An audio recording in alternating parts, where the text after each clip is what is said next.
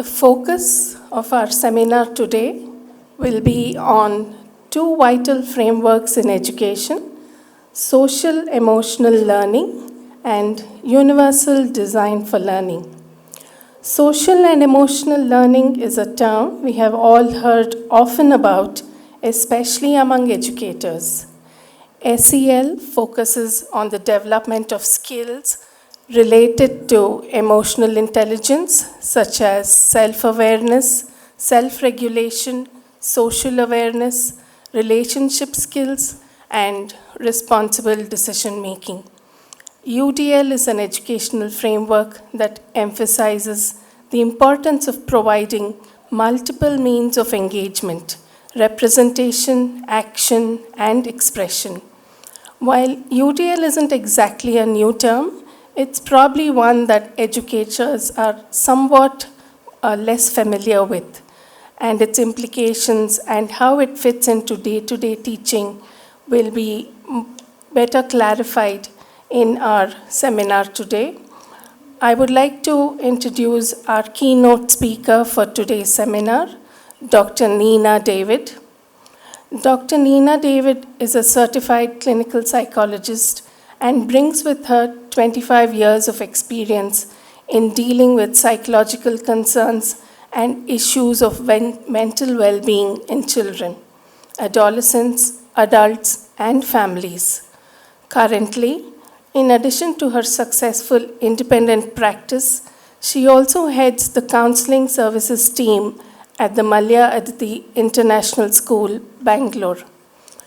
Having completed her master's in applied psychology from Women's Christian College, Chennai, she pursued her MPhil in clinical psychology from the prestigious National Institute of Mental Health and Neurosciences, Bangalore.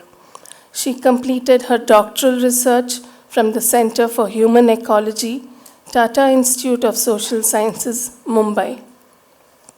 Dr. David is visiting faculty for the Science and Liberal Arts program at the National Institute of Design, Ahmedabad.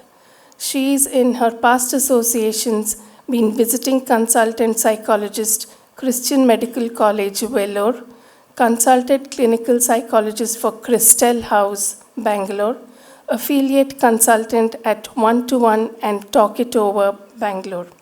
She has been instrumental in initiating and successfully maintaining mental health programs and learning support services across a range of schools. She has been a team member on the National Task Force on Learning Disabilities of the Indian Institute of Clinical Psychologists.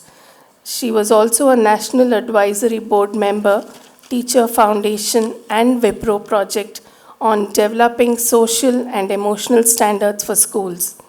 Dr. David has presented at conferences both national and international levels. Please join me in giving a warm welcome to our keynote speaker, Dr. Neena David. I would like to call Ms. Veena to present a memo to Dr. Neena. Good morning, and as we start, I think I'm just humbled by the presence of so many professionals out here, committed, strong in your ability to come together and do this as an annual event. My thanks, deep thanks to the Brindavan Education Trust for having me here, for inviting me for this. It is truly my honor to be the keynote speaker for this morning. So before we get started, I know we've had like a little bit of that introduction and we find ourselves here today. So this is something that I would like us to do. I know we don't have too much of option to move around, and it's definitely not workshop oriented, but this is what some of us would do in classes to just check in on where we are with mood levels before we get started. All right? So this is what I would like for you to begin. So I'm going to give you 3 colors, and you're going to align yourself with any one color. All right? So if in this week everything has been going beautifully well for you. Kids have turned in assignments, no parent has snapped back, you haven't had any meltdowns in your classrooms, there were no floods to deal with, support at home came in on time. That's a yellow. That's a sunshine yellow. All right? So if everything went really well, you will align yourself with the yellow.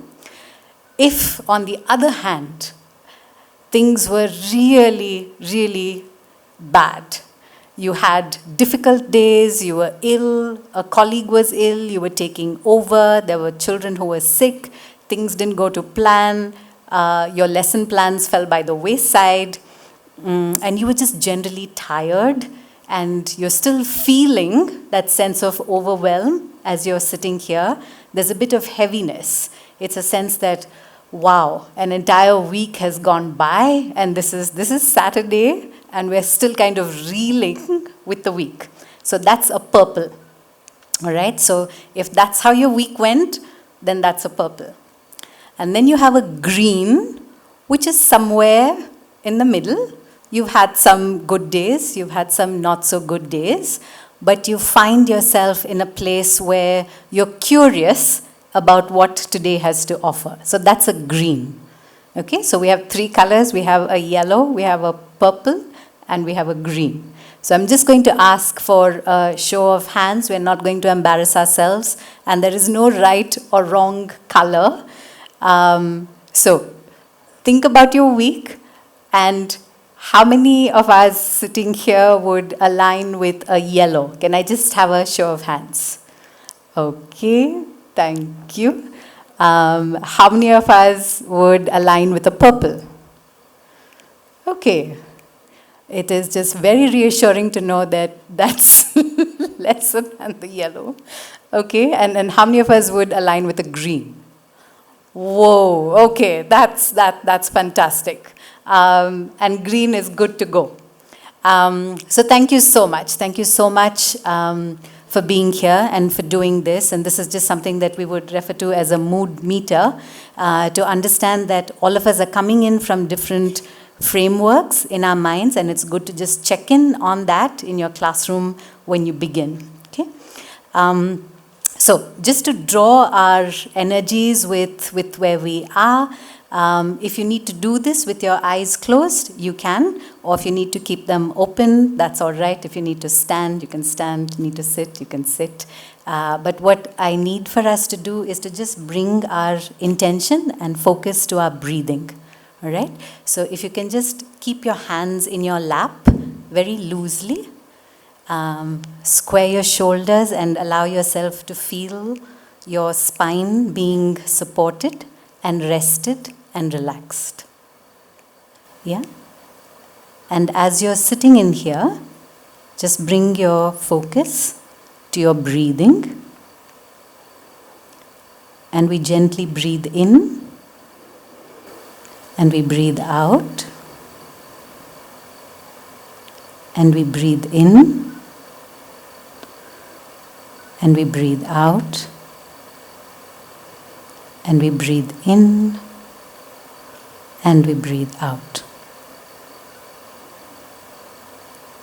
All right. Thank you for doing this with me. So in my years of working in different school setups, one of the tasks is me being asked to come in and observe a particular classroom. It could be the teacher that I'm observing, it could be a set of students, it could be a particular student. So when I walk in, I see this teacher responding to a classroom, and that classroom can have anywhere. I've been in classes where there are 8 kids, right down to where there are 75. And in those classes, you have a couple of kids with identified learning disabilities. You already know the ones who have attention difficulties, and that's a little handful. You have kids whose maybe parents have already sent in those difficult letters at the beginning of term saying, I want to meet you, how is my child doing, please let me know. You have some of the students who you know are not going to be friendly. And you know some students are there, eager-eyed and open and willing to learn. And this is your bunch of students. And I look at that teacher in the class and I wonder where she's going to start and how she's going to meet the needs of all of these learners in her class. So this, I think, is where we begin. Okay, so I just want to acknowledge, as we do this, the strength and power you bring in as educators and as parents working with kids, whether it's in inclusive setups, whether yours is a mainstream school, to just take a minute to acknowledge the strength that you come from. Undergirding all teaching is the complexity of human learning and development of children, adolescents, and adults.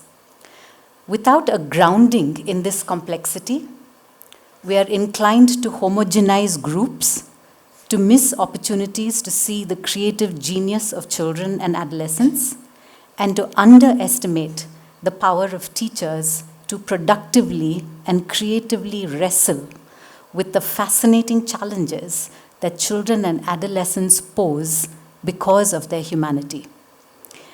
This quote is attributed to Dr. Lee and Dr. Ward, and this was from an article in July 2024.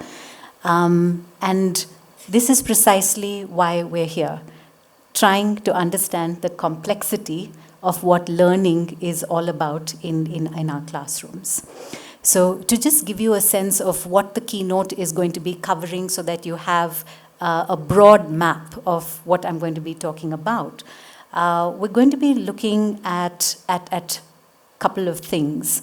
We're going to present the science that exists in this area, what is informing us in terms of hard data that we have, what do we know about the brain, and how does that translate to classrooms.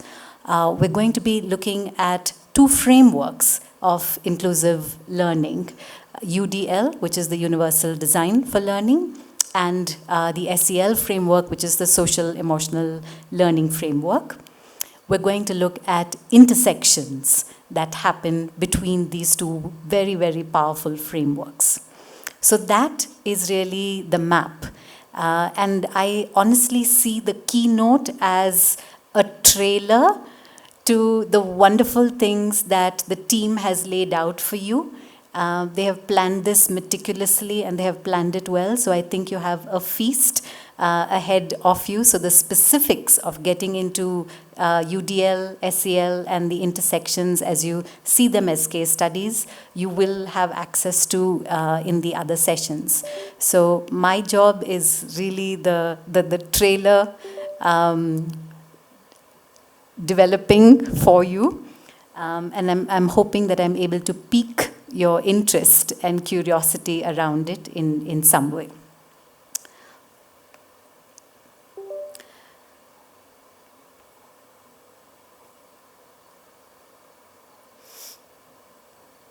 So let's begin with setting context. And I've titled this Ripples and Waves because sometimes we enter our classrooms and sometimes the ways in which teachers function, it can almost seem like this is my kingdom, right? Or this is my little fiefdom if I have a section that's larger than a classroom. And we forget that we are constantly influenced by things that are happening in children's minds and where they're coming from. And this can come in as gentle, mild ripples into our classroom, and they can come in with the force of a tsunami. But understanding context from where our children come in is a good place to begin understanding what we know about the human brain. So for those of you who have not had the very pleasant experience of visiting Delhi when it is smog covered, then congratulations, because you've done your lungs a favor. But for those of us, and I know every single colleague in the last month who went there for something has come back sick. This is Delhi, the skyline of Delhi when they woke up on Diwali morning. So my question there first to us is, what do our children see and hear of the world? This is how we're presenting our world to our children. There were legal requirements that people not burst crackers. There were green crackers for whatever that means. But we still went ahead, and this is what we did to a city. This is how we breathe. So when a child is seeing this from adults around, in terms of what keeps me safe, what is a basic safety requirement, which is that I can breathe clean air, I'm already compromising my child on this. So then their sense of questioning about what is the level of safety really that you're offering me as an adult in my environment is a very good question to ask. So with all of what they're seeing around us, and we probably don't need to labor the point, but you open your papers and you're looking at statistics on violence, on aggression, you're looking at climate change, you're looking at political instability, you're looking at wars, religious intolerance. This is what surrounds us at most times. And this is constant.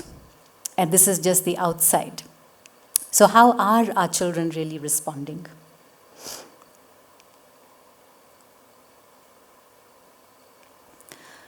So this was a recent scientific article that came out, published in The Lancet, and this was the Lancet Psychiatry Commission on youth mental health.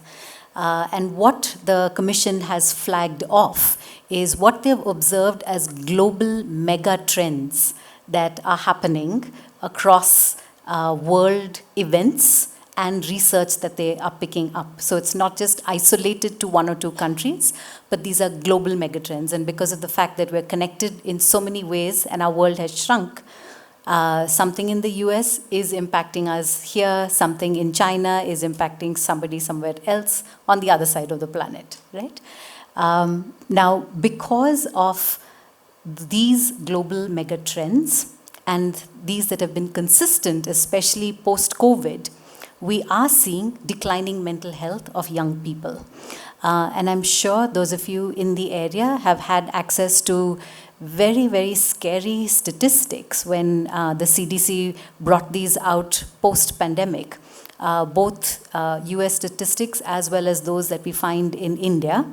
The number of young children, and this is going down to even kids who are 8 and 7 years old, who are making, attempts at suicide, where there are higher levels of depression, where there are high levels of anxiety. We're picking this up. And as a clinician, I can vouch for the fact that even with the numbers that I'm seeing in schools or with parents that we're working with, over the past 5 years especially, our numbers have really doubled in terms of depression, anxiety, and attention-related issues. We're also locating that mental health is not merely an individual issue. It's no longer just one person or couple of people that are involved. These are numbers that we're talking about. So if the WHO gives us a statistic of 1 in 5 or 1 in 4 children and adolescents in India will qualify for a diagnosis of a mental health disorder, you can imagine the millions that statistic translates into and the lack of personnel that we have in responding to those mental health needs. Alongside what we're also seeing with the depression, with the anxiety, with the increase in suicide rates, and I did this with with Manipal's students as part of their suicide awareness. And dipping into those statistics was definitely a cause of concern. And I do remember a professor of ours in NIMHANS who always described mental health and children in India as a ticking time bomb. The reason we're putting this out there is for us to feel sufficiently geared to action and wanting to do something different, even if it means it's at the level of our classroom. What we would also like to highlight is what Dr. Vivek Murthy, who is the Surgeon General, the US, spoke of as the epidemic of loneliness. He himself provided a very vulnerable account of his own journey with depression. And Dr. Murthy, in his accounts, talks about the fact that the health risks that are associated with social disconnection. And so when they're referring to health risks, it's things like your risk for higher blood pressure, for a whole bunch of lifestyle-related issues, for diabetes, for cancer, for dementias, and all of those, progressive disorders and diseases. The kind of risk that's associated with being caught up in this lonely epidemic is comparable to smoking daily, right? That is the intensity to which our bodies are experiencing this epidemic of loneliness.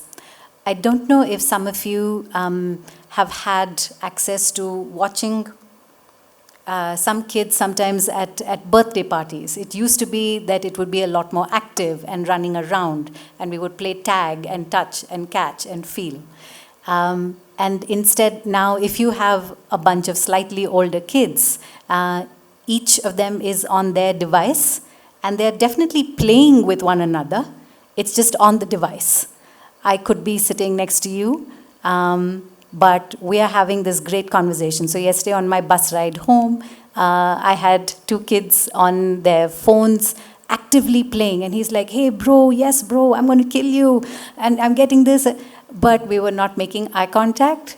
We had a fantastic conversation, though, without making any eye contact or touching one another, right? To what extent? To what extent?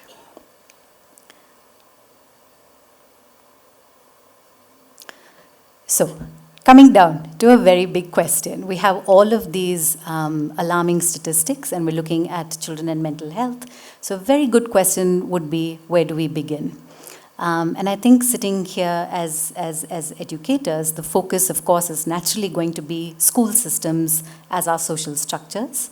And coming back to Dr. Murthy, he talks about rebuilding social connection, and that needs to be assigned a top public health priority. And this requires reorienting ourselves, our communities, and our institutions to prioritize human connection and healthy relationships. And that is the premise of all of what we're doing, I think, in our schools. Aligning with this is the National Education Policy that talks about how we aim to develop good human beings capable of rational thought and action, possessing compassion and empathy. There is no if, but, and also. There's just a comma, action, possessing compassion and empathy, which means that we're looking at building all of these together. The WHO, over the years, and definitely more so now, in response to the shortage of mental health personnel that we have going into schools, looks at schools as key environments for learners, where they begin to develop the sense of community and feeling valued and the sense of safety. So I know for those of us who have trained and done your B.Ed, Vygotsky is an old friend. So he's making an appearance there, right from the 30s, still holding strong, and one of my favorites. And I'm also reminded of a quote that talks about how, when we're thinking about social change, it is technically simple and socially complex. I think if we hold that, we understand the kind of challenges that we're allowing ourselves to enter. And he frames this best when he talks about organizing the social environment in the school is not simply a matter of creating a constitution of social governance. Rather, it means concern for those genuinely social relations that have to permeate this environment. So I think that sense of driving for all of us, that where we are at social connected levels in our infrastructures in schools, is the key to creating those changes. So this is a pause and reflect moment, which is, if you were to just give yourself a moment to ask, what values inform my teaching practice? And what do I create as a result of these values as my classroom culture? So some of you are parents here, some of you are teachers. So if you're a parent, then it is what are the values that inform my parenting practice? For those of you who are teachers, or whether you're working in smaller groups, it still continues to be your teaching practice. So very quickly, take a moment, pause, reflect, and I want you to turn to the person, either on your right or left, and share that one value that you think informs your teaching practice. So we don't need to shout it out. Just give yourself a minute. Turn to the person next to you. Give them one value that informs your teaching practice. Or if you're retired, what did inform your teaching practice? Thank you. Thank you for sharing that, to pause and reflect. Now, I know as we're sitting here, and it can feel like, right, we have heard all of these wonderful sounding, fancy terms before, or my school has sent me, so I just have to show up for this and do another one of those professional development things and get that checklist ticked, right? So there is that sense. There is that sense of, why do we have another thing to do and think about and consider? Do we not have enough on our busy plates and schedules? So why on earth are you already filling up what is overflowing on most days? And I want us to lift the tone of where we are to something bigger, to something that concerns us as a species, where the UNESCO, in this beautifully written article on rethinking learning in 2020, spoke about, for the first time in the history of human evolution, enough is known about the human brain and behavior to begin constructing neural networks for peace.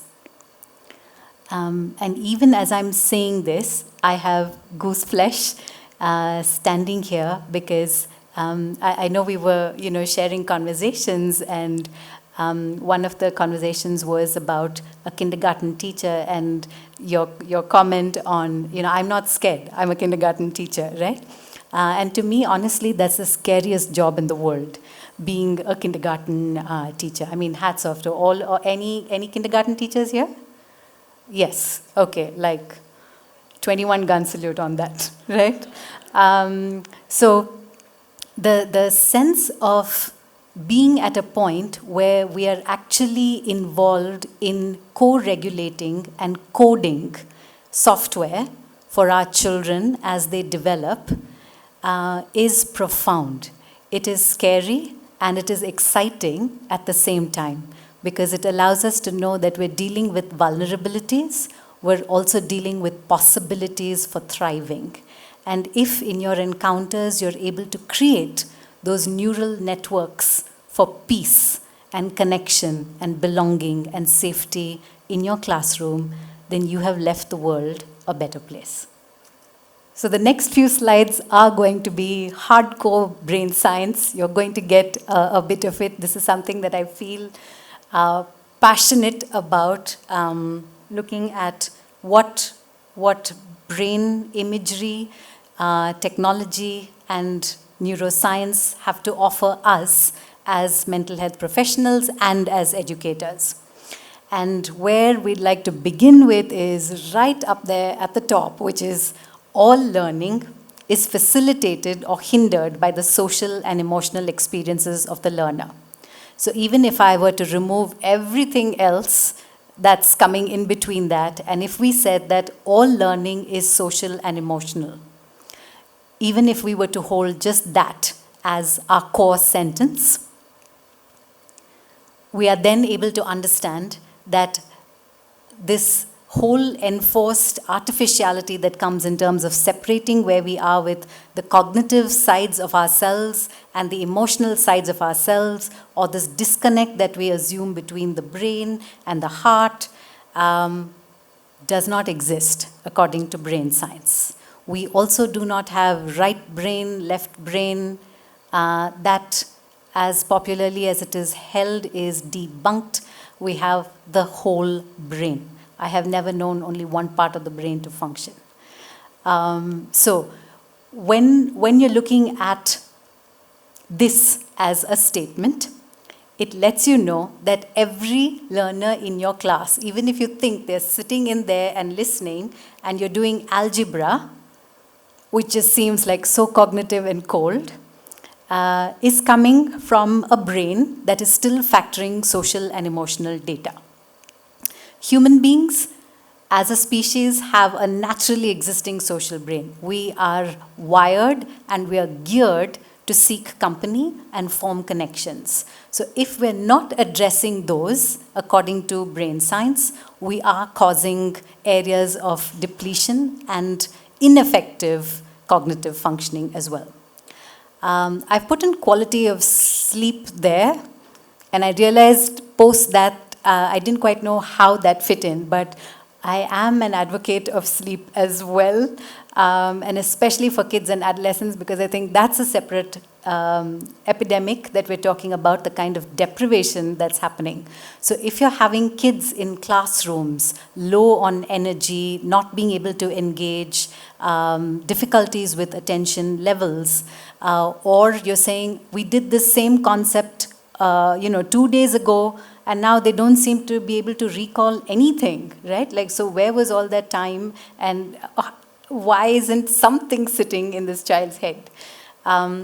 That is probably when you just need to look at quality of sleep, because what it's also showing us that if the sleep is inadequate, the child in the classroom or at home is not consolidating memories, right? So these are middle area. So you have the hippocampus and you have the frontal lobe. And these are big sites for learning and memory. So if sleep is something that you need to address as a prerequisite to the quality of learning in your classrooms, then that is something that you do have to address as an educator. It's no longer as benign as, go home and eat your vegetables. It's not just a benign statement. It's linked to the quality of learning and memory. What brain science is also showing us is that a lot of these processes that we thought came under the rubric of cognition, which is attention, memory, and decision making, are all subsumed under the process of emotion. They are not separate, right? Two things that I've already made reference to, which is the power of the brain and in terms of the plasticity. And this actually came from stroke and rehab patients back in the day, where there are structural and functional changes that happen in the brain as a result of one part going down. Okay, so it's almost like something has short-circuited, something else is stepping in to take over, right?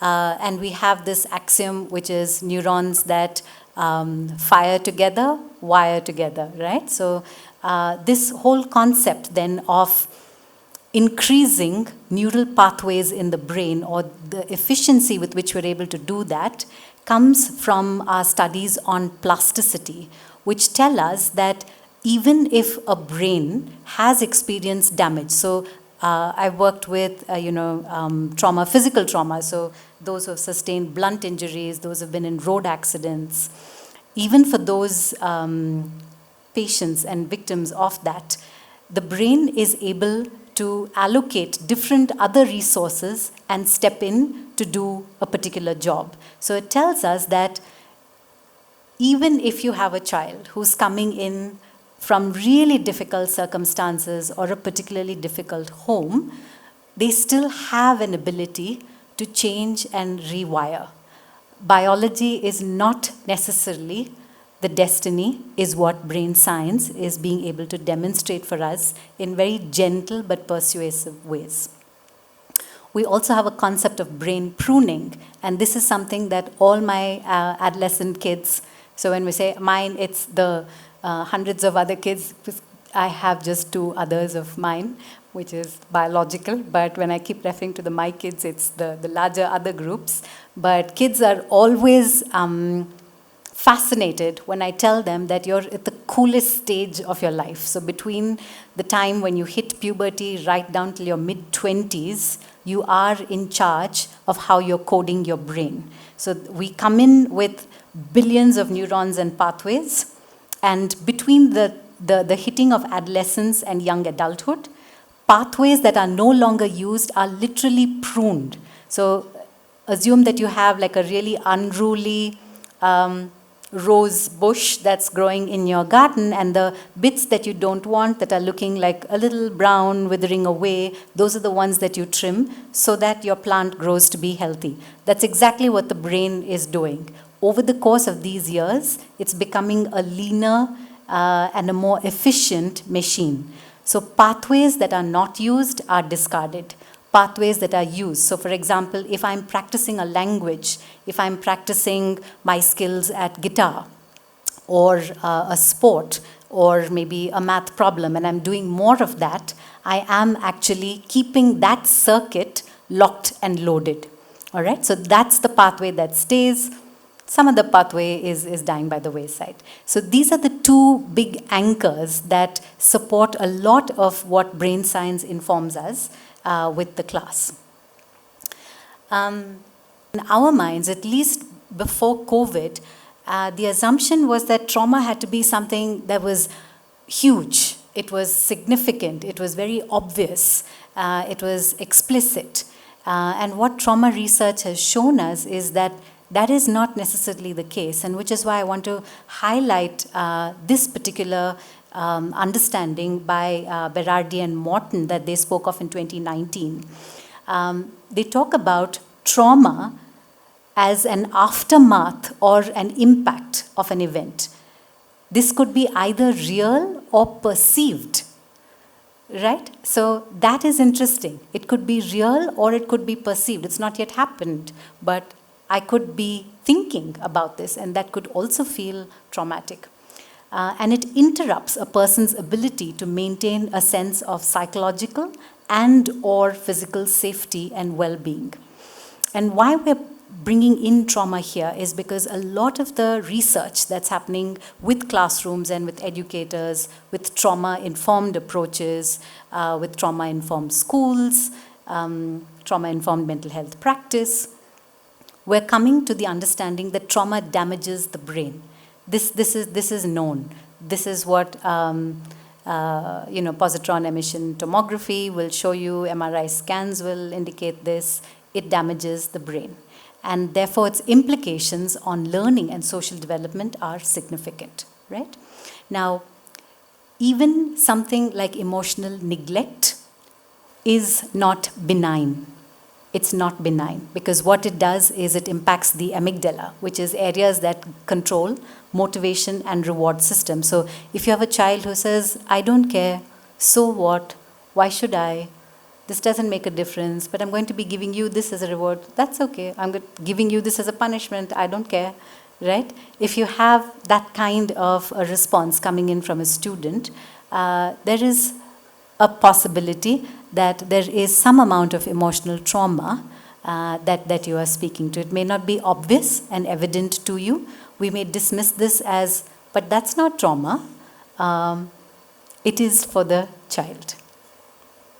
So very quickly, to take you through how this would present in the classroom, what would you see? Because that can be theoretical, but this is what happens. So let's assume we have a boy, Rahul, who's about 12 years old, wakes up He's late to get his bus. His mother is shouting at him, trying to get him ready. He steps into to get his breakfast, grab his bag.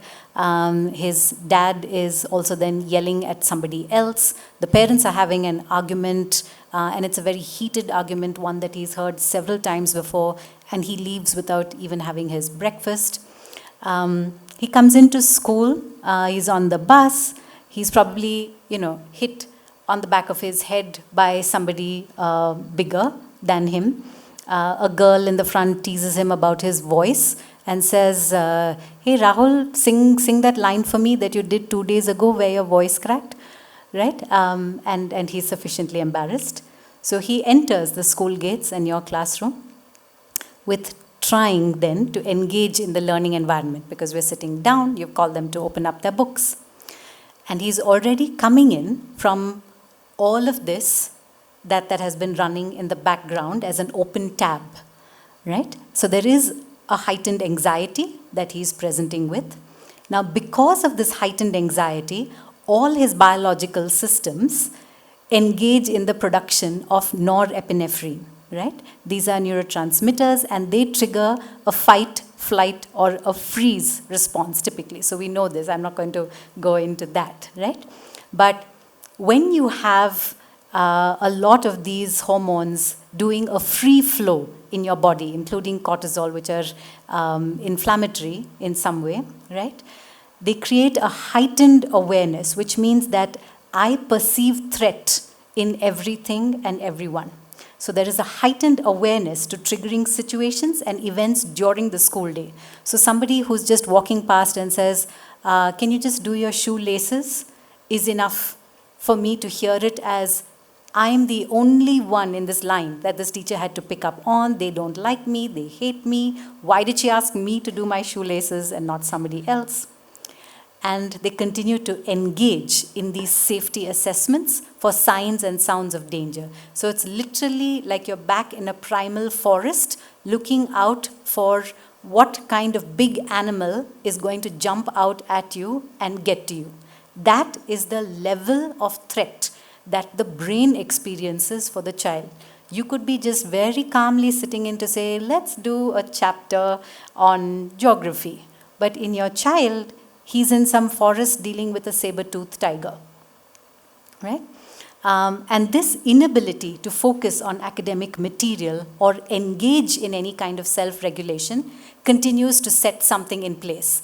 Because if you have a dysregulated child in the classroom who's behaving like this, as a teacher, you don't see the drama that is going on behind all of these layers. You're just seeing somebody who's jumping all around the place, who's fiddling with a whole lot of things, is restless, miss, can I go to the restroom now? And all of that, who hasn't brought his homework, and you're getting irritated and annoyed.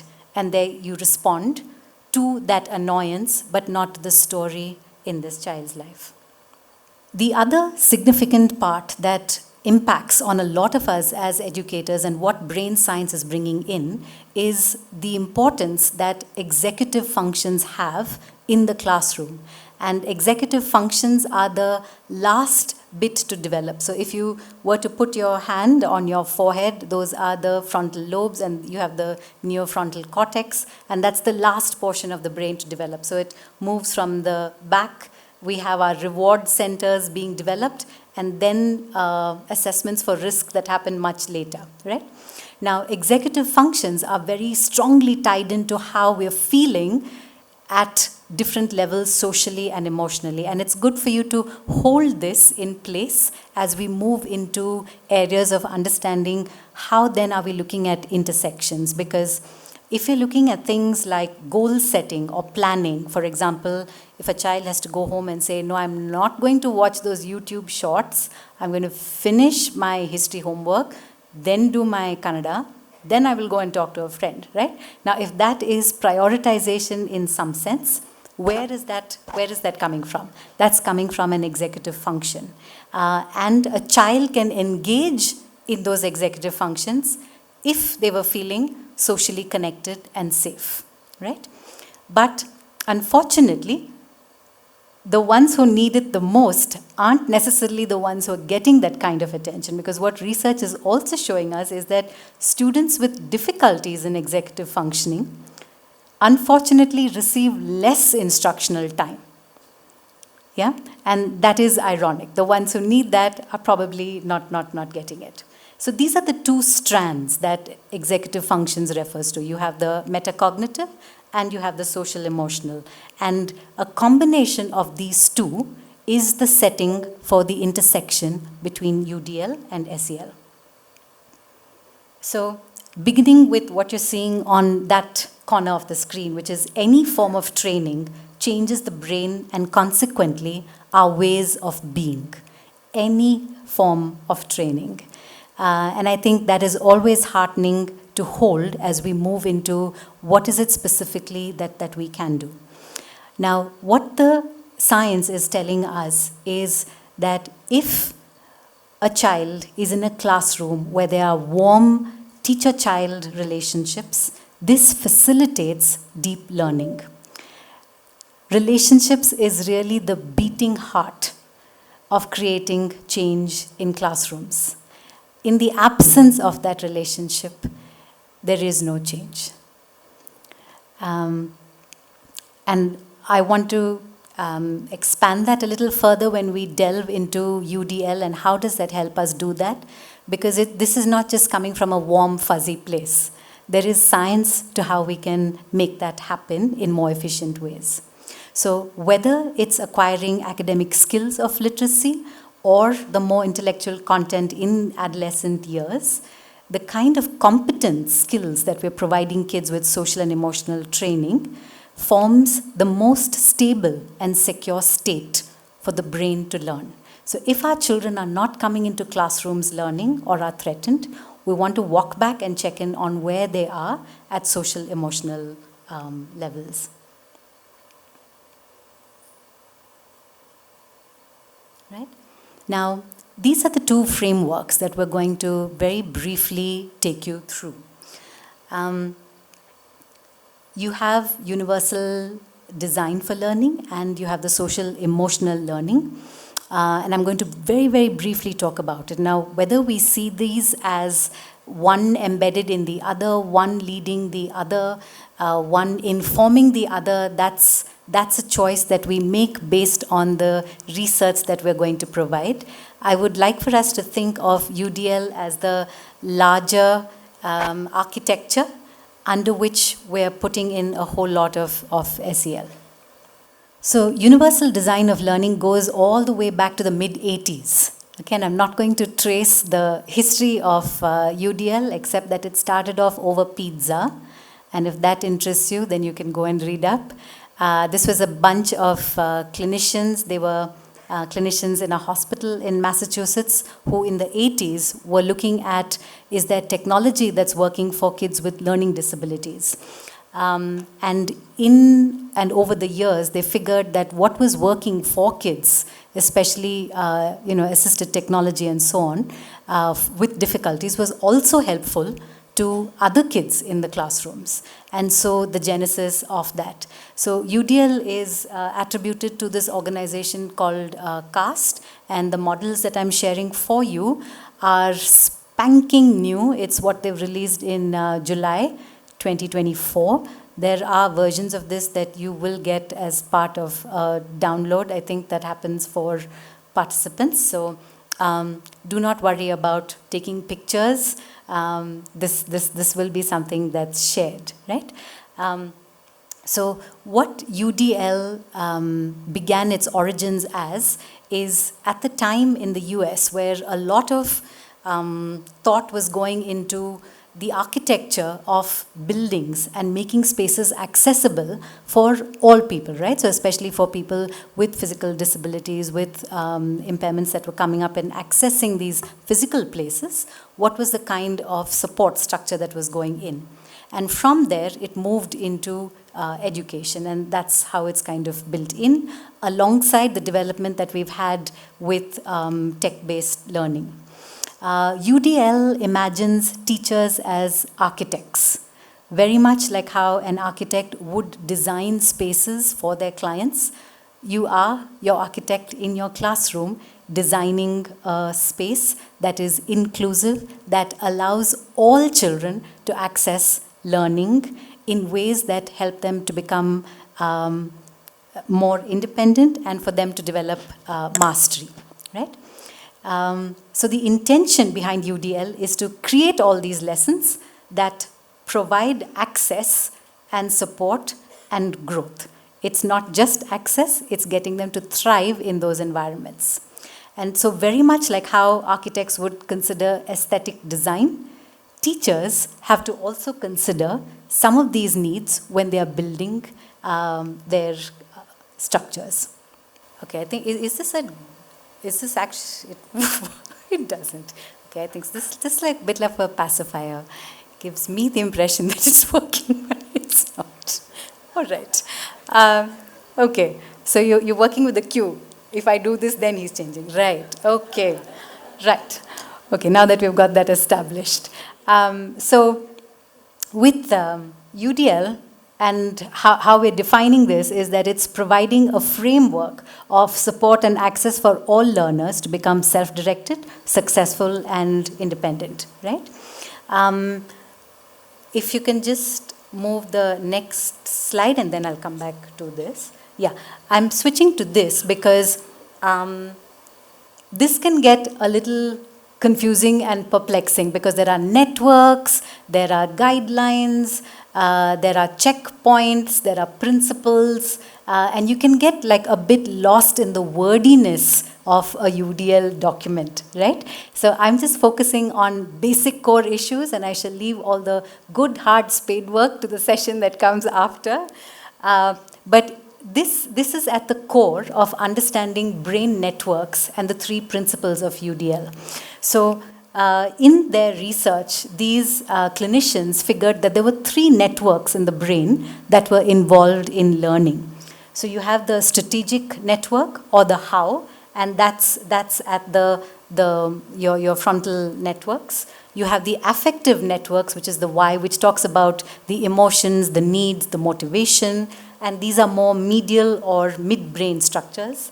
And you have the recognition networks, or the what of learning. So this is the occipital and the parietal. So this is where all sensory information is coming in, right?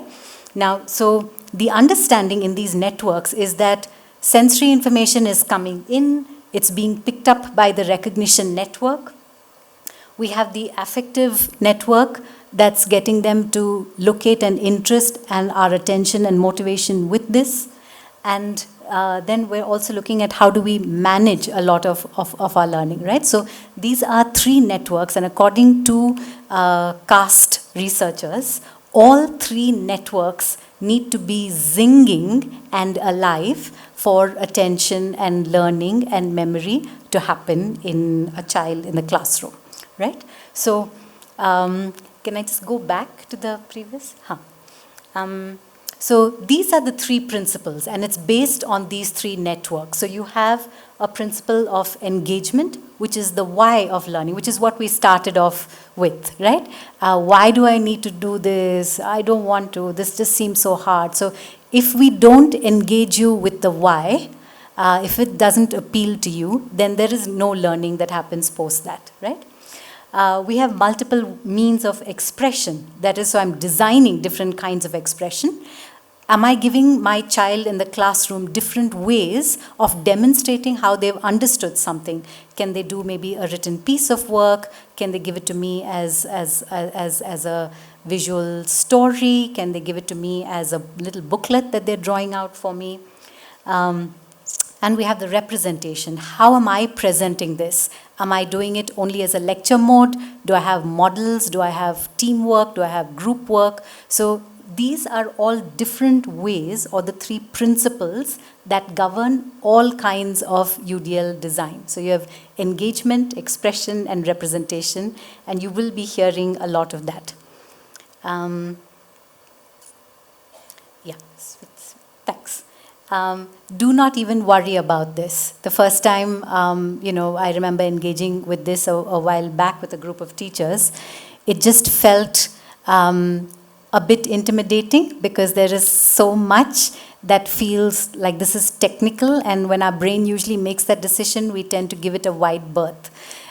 So to just hold on to the basics, that this is the latest model that UDL is referring to. This is what has been shared in 2024 in July, after many iterations. And they have basically broken this up into horizontal and vertical levels, right? And we're not going to go through this except for saying that if you can just hold on to the fact that a lot of us do this at intuitive levels. A lot of us already do this at intuitive levels, because what does this mean for a teacher? It means that I have to ask myself, what is the goal? What is the learning goal that I need for this child? I then identify what are the barriers that a child can experience in the classroom. If I've identified barriers, then what are the ways in which I can design my class and my teaching in a way to make sure that each student accesses this learning in ways that are meaningful. Yeah? So this comes down to holding UDL, and that is the architecture. And if we have this architecture, what we definitely want to be populating our classrooms and our design and our thinking and our teaching and our feeling is with aspects of social emotional learning. And this quote I thought was particularly simple yet profound, to talk about the fact that educating the mind without educating the heart is no education at all. So SEL is really drawing our attention back to what are these skill sets that we need to work around. Because when we talk about social emotional learning, there is an infinite amount of brain science that is also going into that. Yeah.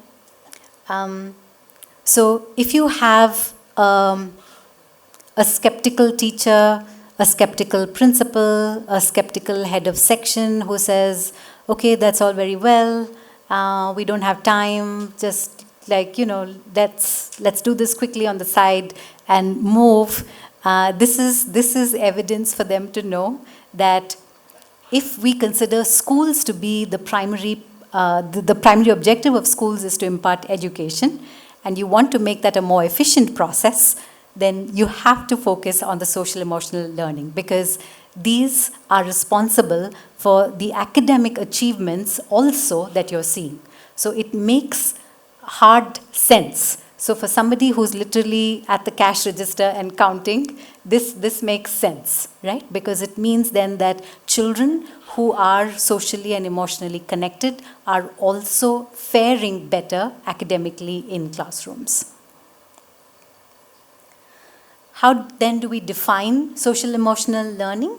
And this is something that we're going to focus on, and I think what you will also be looking at in the afternoon, this is by SEL, which is the collaborative for social emotional learning, and they have done groundbreaking research in the area of social emotional learning. So if and when you are ready to access bits of information about SEL, if there's one website that you need to look at, it's the SEL website. It's just such a treasure trove of information. And how do they define social emotional learning? So I'm just going to take a minute here, which is that it is an integral part of education and human development. SEL is the process through which all young people and adults acquire and apply the knowledge, skills, and attitudes to develop healthy identities, manage emotions, and achieve personal and collective goals, feel and show empathy for others, establish and maintain supportive relationships, and make responsible and caring decisions. Now, this is how they visually represent their vision of how they understand social emotional learning. As you can see, it has 5 components. You have self-awareness, you have self-management, which are the two same colors, and you have social awareness and relationship skills, and you have decision making. So these are the Kessel 5. It's referred to as the Kessel wheel. Among those of us who work very closely with this, it's just the wheel. So if you keep hearing wheel, then you know it's the Kessel wheel that they're referring to. These are the 5 core Kessel programs. Please note that there are other SEL programs as well. The ones that I have found to be most representative of working with kids and brain science is Kessel, because of the work that the rigor of the work that they've done. Now, all of these are exhibited across 4 settings. So at the closest you have classrooms, you have schools, families and caregivers and communities in that order, and that's how the SEL kind of is placed. Now, SEL is typically not a one-off class that we have. It is something that's embedded in the whole school philosophy, as you saw in the concentric circles that happen. And how do we shift that concept of SEL across all classes and all curriculum? These were believed to be 5 that I think were generated by the School of Education at Yale, which talked about teachers being in places where they need to be able to model those SEL skills. So if I'm saying self-awareness, right, and let's say I'm coming from a purple zone in the morning, and I've stepped into my classroom in a purple zone, and I see 2 water bottles leaking, and I'm reacting from my purple zone space. I'm demonstrating for my child that I'm not in a place where I'm managing my own emotions, right? But if I were able to tell somebody saying, okay, I'm having a bit of a hard morning, and let's get started with just mopping that up, and then we can begin, right? I'm able to demonstrate something. So watching out for how you model. And this is ongoing. This is ongoing. It could be a raised eyebrow. It could be a smile that you give or choose not to give. It could be a tone in your voice. It could be a moment of silence that you observe with a kid. All of those are profound learning situations for your child in demonstrating or modeling a skill. Do we give them opportunities to practice this? How do we transfer? And I'll talk about what you're seeing in the background from one of the other 3 classrooms. Do we elaborate on what this skill is? So here I've rushed through things, but each of those has a particular elaborated version of how we understand it and how it takes shape. And are we able to acknowledge this? When I see maybe a child demonstrating that they were kind to somebody or they were empathic with somebody, am I able to acknowledge that for this child? And that is the validation. So what you're seeing there in the background, and I'll start with what's on your right, which is those little butterflies. And so some of our classes are doing this whole thing on a kindness initiative, because we picked up on the fact that post-COVID kids were coming in with a lot of microaggressive behaviors, pushing, shoving, not being, kind to one another. So not active bullying, but definitely mean, bordering on mean. And we looked at how could we shift some of this in the classrooms. So we spoke about kindness, and classes had to come up with projects that they would do on this, and projects that would include their actual curriculum.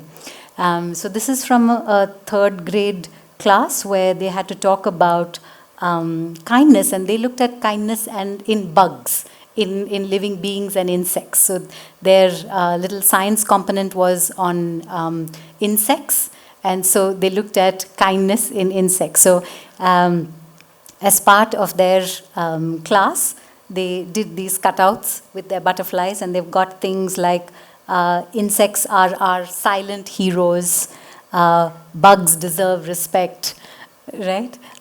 Saving insects is everyone's responsibility. And this was something that they ran in the beginning of term.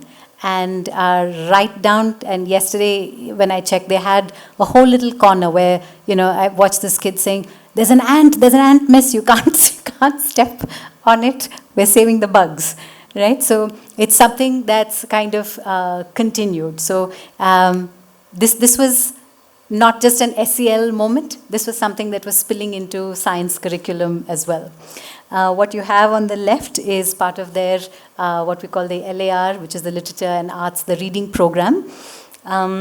So dragons, as we know, are like fierce, mythical creatures. And these were our grade 2 students.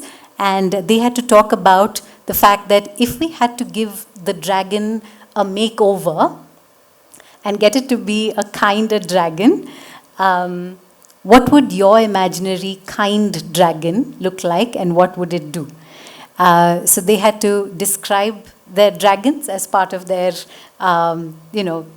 essays, being able to write that out. So you've got, shaped like blue gems and things like that. And so the one in blue says, I will pick up the trash, clean up. There's one thing about, I will fly in the sky, and if they miss their flights, I will pick them up and drop them. So I think that's definitely Indigo's requirement right now. But so the sense that we can expand our need to fill in some of these values within areas of curriculum, and we can do that in ways that are really organic. I think we're just limited sometimes by our imagination, and sometimes, yes, we've had a hard day. So these are the active connections that we've spoken about. And I think I want to just kind of highlight this and not the other two that we're doing, so that we recognize that if we're looking at similarities and intersections between these two frameworks, we have a classroom, and we're going to look at how we're creating architecture, and within that, what are the kind of values and curriculum that we want to focus on, and then bring in the SEL focus there. Yeah, I can skip this, right. And this is what I want for us to close with, and is also something that's really close to working with teachers that I have over the years, and I'm going to talk about Wiesbold's definition, not definition, his observation. I had the opportunity to work with him for a bit. So teachers are the engine that drives SEL programs and practices in classrooms and school.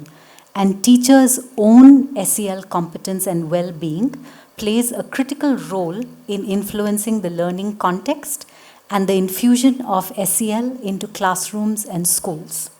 If you are a dysregulated adult, you cannot regulate a dysregulated child. So the importance really of prioritizing self-care, and this just, it doesn't mean I'm going to at least think about the fact that maybe I should start on that walk, that yoga practice that I've put aside and that yoga mat that's rolled up in the corner.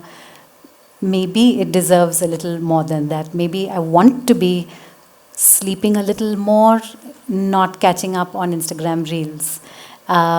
Maybe I want to be just drinking another glass of water through the day. Whatever it is, please prioritize self-care. The number of firefighting decisions that you make as educators day in and day out in your trenches is truly breathtaking. And if in those moments you are being able to respond, please know that your body is shock absorbing. You're responding, but your body is shock absorbing. If you are not sitting down with those shock absorbers at the end of the day to give yourself a little bit of breathing space, time, enough to replenish and recharge, you're going to walk back into classrooms feeling tired, grumpy, disengaged, and cynical. And that is not what a child needs of an adult in their world. So, with a fervent appeal to prioritize self-care, I need for you to ask these questions, which is, how do you begin to strengthen your own SEL and build on those core competencies? Also just check in on what is working for you, because there are clearly bits that are making sense, that are efficient, and we don't want to impact those. But is there also an area that you would like to work on? And can you then begin from there? And with that, I think I would like to close this note and thank you so much for allowing me access to this opportunity. Thank you so much. Thank you, Dr. Neena. That was an enlightening session.